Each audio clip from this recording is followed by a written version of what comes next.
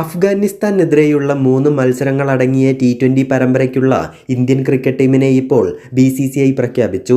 സൂര്യകുമാർ യാദവ്, ഹാർദിക് പാണ്ഡ്യ, ഋതുരാജ് ഗെയ്ക്വാദ് എന്നിവർക്ക് പരിക്ക് കാരണം ടീമിൽ അവരെ ഉൾപ്പെടുത്തിയിട്ടില്ല.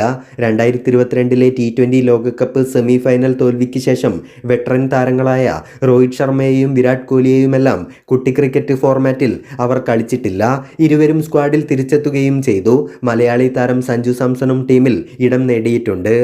ജനുവരി 11 അഫ്ഗാനിസ്ഥാനെതിരെയുള്ള T20 പരമ്പര ആരംഭിക്കുന്നത്.